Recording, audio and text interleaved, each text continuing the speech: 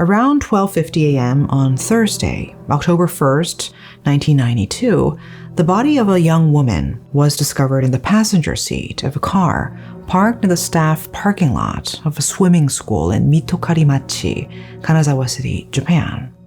The woman was Chiho Anjitsu, who was 20 years old at the time, the owner of the car and a swimming coach at the school. Chiho was found with her eyes closed, as if asleep. The passenger seat reclined and the passenger door locked. Her body was first discovered by her mother and older sister who had come looking for her, worried because she hadn't come home. So who was this woman, and why was she found in such a horrific state inside her own car? Today, we're going to look at one of Japan's biggest regrets and unsolved cases, a case with too many unanswered questions and lingering mysteries. This is the case of Chiho Anjitsu.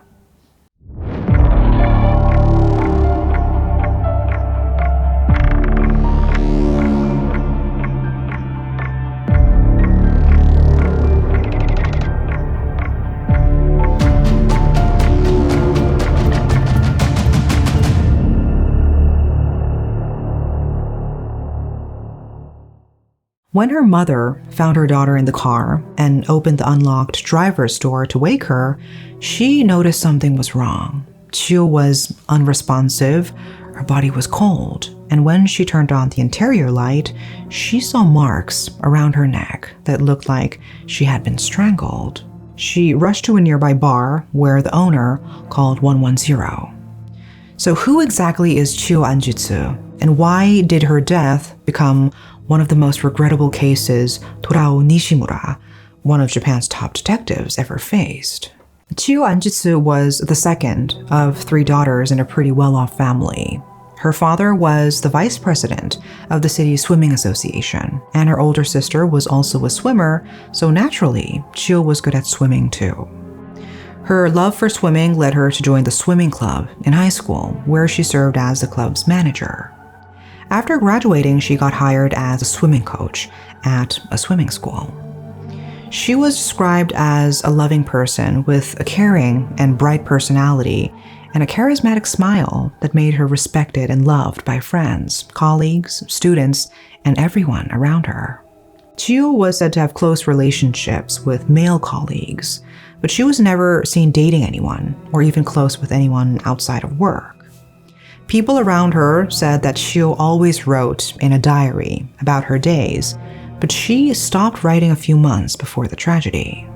Her home was in Yagurujimacho, Mato City, which is now Hakuzen City, about 7 kilometers south of the school where she worked, which was about a 10-minute drive away.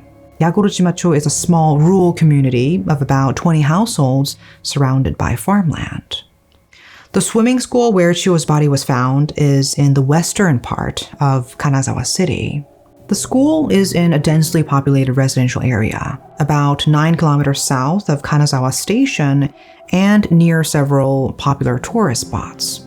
Since the school was in the opposite direction from downtown Kanazawa compared to her home, Chiho only went into the city after work when she had to go shopping or to karaoke with friends.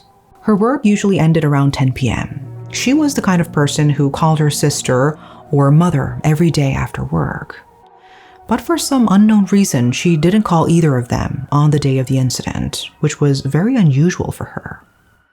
Her mother tried to contact the school and some of her friends to ask about her whereabouts, but no one knew where she was. The mother and her eldest daughter searched restlessly until they found Chiho's body inside her own car, parked outside the swimming school, and immediately called the police. When the police arrived, they began investigating the body and the car. The car was a black Mitsubishi Mirage Fabio compact car, parked facing forward in her usual parking space, Space 2. It was parked messily, spilling into the adjacent Space 3, and the front bumper was touching the curb at the boundary of the lot. When the car was discovered, the engine was off, but the key was in the car and the shift lever was still in drive. The volume was turned down, but the car stereo's lights were on, and it was still running. It seemed the perpetrator was in a hurry and unfamiliar with operating Chiho's car. Alternatively, the perpetrator might have intentionally parked the car messily to alert other staff members to something unusual. An unknown fingerprint was found on a cassette tape case in the dashboard, but it was deemed unlikely that it belonged to the perpetrator. A razor for shaving eyebrows was also found on the dashboard, but there was no sign it had been used. Chiho's shoulder bag, containing her wallet and other items, was left in the back seat. Now let's look at the body found inside the car. When discovered, Chiho was not wearing shoes. The left shoe was inside the car, but the right shoe was not found. The cause of death was asphyxiation due to strangulation. The murder weapon was assumed to be a string-like object that was somewhat hard and had a creased pattern, measuring 4 centimeters at its widest point. The string marks reached behind both ears, and it was assumed the perpetrator pulled the string from the right rear to compress the throat. Inside her mouth, a piece of grass was found in her throat and behind the teeth. Subcutaneous bleeding was found on her left cheek, near the lower left jaw, and on the left hip. Based on the condition of the incontinence marks on her clothing, it is believed the perpetrator turned the body over immediately after the murder. Since there was no urine reaction in the car, it is believed that Chiho was killed outside and then driven to the school parking lot. Since there was no skin or other material from the perpetrator on Chiho's fingernails, it was assumed that there was no violent resistance. And since her wallet, bag, and other belongings were undamaged, it was clear it wasn't a robbery attempt. Chiho was wearing a black long-sleeve jacket over navy blue denim overalls with mud on the back and buttocks. The lower abdomen of the overalls had been slashed vertically with a knife, approximately 20 centimeters in length. A plastic bag containing an empty container had been placed on top of her lower abdomen, as if to hide the cut. This was the bag Chiho had used to bring spaghetti from home for lunch. However, lunch was provided at her workplace that day, and a colleague testified that Chiho ate the spaghetti she brought at the end of work. The fact that she ate the spaghetti instead of taking it home, which was only a 10-minute drive away, suggests she didn't plan to go home immediately and had some business to attend to after work.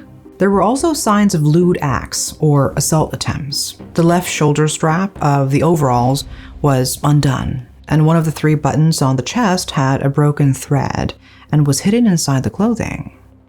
There were traces of her bra being pulled lower than usual, and saliva of type AB or type B, different from Chiho's type A, was found on the top of the bra and on her breasts. Since part of her panties had been pulled down, it was speculated that the perpetrator had attempted to reach his hand into her genitals. However, there were no signs of sexual intercourse. Besides those findings, there was also one unexpected but crucial clue in this presumed murder case. For some reason, coniferous leaves were found in Chiho's mouth and hair. 3 days after the incident, they were identified as metasequoia leaves.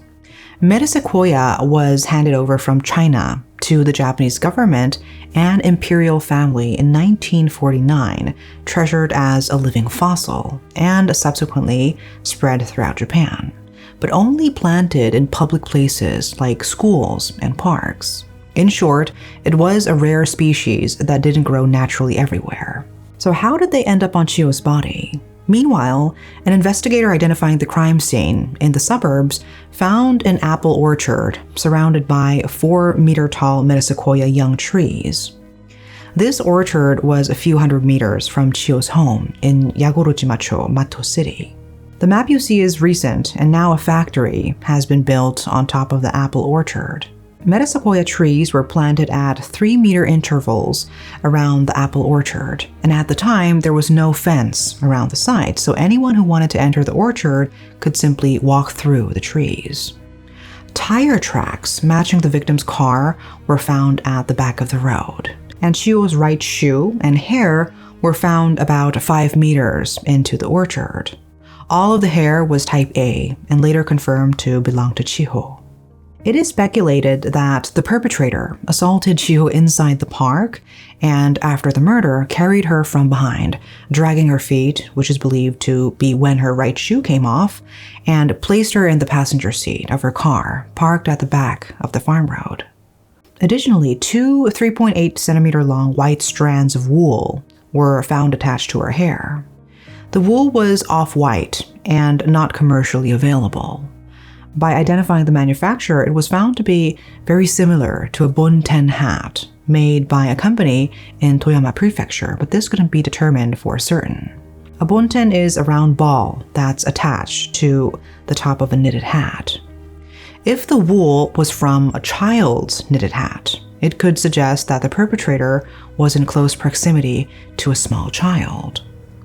A gasoline ticket was also found at the park and was thought to be from someone who was there at the time, but it was later found that the ticket belonged to an innocent couple who were there around 9:30 to 10 p.m. They said there was no one else there at the time. Back to the parking lot, there were 29 spaces divided by white lines. It might be difficult for someone unfamiliar with the place to find the parking lot because a 6-story building hid it. It was assumed that the perpetrator was a close acquaintance or someone who knew that Chiho always chose space number 2 for her car. Based on testimonies compiled by the investigator, a male instructor saw Chiho driving away in the opposite direction from her house around 7:15 p.m. It's unclear if she had anyone in the car at the time, but these actions suggest she had an errand in the opposite direction from home and was heading to pick up someone. 2 fellow coaches who worked the late shift testified that the car was parked in the same state as when her mother and sister found it around 8:50 and 9:35 p.m. At the time, the colleagues didn't notice anything strange inside the car. If these eyewitness accounts are true, the perpetrator would have killed Chiho in the apple orchard near her home between 7:15 and 8:50 p.m., and then gone to the trouble of returning the car to the staff parking lot. This means the perpetrator must have traveled from the apple orchard to the school by that time, but there were also reports of sighting of what appeared to be Chiho's vehicle at around 8:40 p.m. A female witness testified that while she was driving along the main road through Ogaku 3 Chome toward the train tracks, she saw a black Mirage turning left from an alley ahead on the left. However, many doubted her testimony since she was said to be a fortune teller. Some said she just loved fortune telling. She said she remembered the plate because the number added up to 19, which she thought was unlucky. This might sound strange, but the license plate number of Chiho's car was 1954. She had also been considering purchasing the same model of car as Chiho and clearly remembered its characteristics. She witnessed the car from behind and thought the driver was a young man based on his hair. Since the backrest of the passenger seat was not visible, it was thought that the seat was reclined. The female witness stopped at a supermarket just after crossing the train tracks, but the car in front of her continued straight ahead. This surely indicated that the perpetrator was the one driving the car with Chiho's body inside. However, since the sighting was in the opposite direction from the park, this information confused the investigators. The only interpretation was that other people were around when the criminal approached the parking lot, so the criminal passed by the spot and took a detour. Initially, Kanazawa Police Station set up a temporary investigation headquarters near the crime scene. Later, a joint investigation headquarters was established at Matto Police Station, merging with it 6 months later. This split in the investigation team led to poor initial information sharing. Nishimura, head of the Special Investigation Section at Kanazawa Naka Police Station, who was involved in the investigation, criticized the top-down approach, where higher-ups controlled all aspects of the investigation. The upper echelon's fear of media leaks resulted in the investigation file being moved to the station, preventing information sharing with the investigators. This excessive secrecy hampered the investigators' ability to make deductions and judgments. For instance, the discovery of off-white wool on the body was concealed and only came to light a month later, causing investigators to scramble for information. This lack of detailed information sharing at all levels hindered the investigation. 10 years after the incident, Torao Nishimura returned to the investigation headquarters and discovered that the murder weapon used to strangle the victim still hadn't been identified. Upon reviewing the autopsy findings, Nishimura deduced that the weapon was the shoulder strap of the victim's overalls, based on the rope groove angles. He confirmed this by reenacting the crime with someone of similar build, finding that the strap's width, length, and metal fittings matched the rope marks. Despite the autopsy describing the strangulation marks in a way that aligned with the strap, a forensic report error measuring the strap incorrectly led to it being overlooked as the murder weapon for nearly a decade. Once corrected, an investigation report identified the strap as the murder weapon, suggesting the crime was impulsive rather than premeditated. It also indicated the perpetrator was likely right-handed. Nishimura, however, was transferred, and the case expired in 2007. Nishimura suspected someone close to the victim, referred to as Yamada Taichi, which is a pseudonym, it's not his real name, estimating a 60 to 70% probability of guilt, despite lacking concrete evidence. At that time, DNA testing was not available in Ishikawa, and the limited DNA sample was not analyzed effectively. Nishimura had placed his hopes on his successor, but those hopes weren't taken seriously, and all of his hard work was never used. Nishimura later wrote a book titled I'm Sorry, Chiho, detailing his perspective, analysis, and regret for not solving the case. The book includes his analysis of Yamada's alibi and his thoughts on how the incident occurred. Nishimura believes the suspect had specific reasons behind seemingly puzzling actions. Yamada's alibi, confirmed 6 months after the crime, was reconsidered when his name appeared in a 1994 review as one of 19 possible suspects with blood types AB or B. Although his alibi was confirmed by a third party for times before and after the crime, there was no evidence that he hadn't snuck out during the crime. This raised doubts about the alibi. Here's what Nishimura wrote about what he thinks happened that day. After finishing work, Chiho drove towards downtown Kanazawa, meeting Yamada near a restaurant parking lot. Yamada left his car in the parking lot and got into Chiho's car, with Chiho moving to the passenger seat and Yamada taking over as the driver. This is based on eyewitness reports that saw the car turn left at Arimatsu intersection around 7:30 p.m. with a man driving and a woman in the passenger seat. Nishimura says that from the direction the car was traveling, it's clear the perpetrator intended to take Chiho to a motel via Prefectural Route 174, commonly known as the Motel Highway. When Chiho refused to go to a motel, Yamada drove to an apple orchard, attempted a sexual act, and attacked her when she tried to escape. After the crime, Yamada needed to create an alibi. Since there was no transportation in rural areas at night, he put the body in the car and drove to the swimming school. To make it look like a perverted attack, Yamada passed the swimming school once, stopped somewhere to get a knife, and slashed the lower abdomen of Chiho's overalls. On the way back to the swimming school, he was seen by a fortune teller around 8:40 p.m. Nishimura met Yamada multiple times, deepening his suspicions through private information and local land maps, and concluded that Yamada's alibi was flawed. Unlike dramas or movies, this case didn't meet a good end. The case was the last case to have an expired period. Even after extensive investigations, questioning hundreds, thousands of people, and many years passing, the case remains unsolved. The swimming school remains vacant, and the apple orchard is long gone, along with the memories of anything that happened there. Amid all this, we can't help but feel the passion and hope from Nishimura.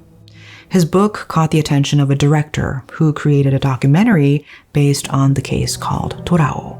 The perpetrator might still be out there today. He might not feel guilty and doesn't have any plan to reveal himself to the public.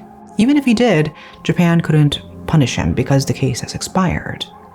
Still, the only thing we can do is pray for Chiho Anjitsu's soul to rest in peace. That's all for today. Thanks for watching.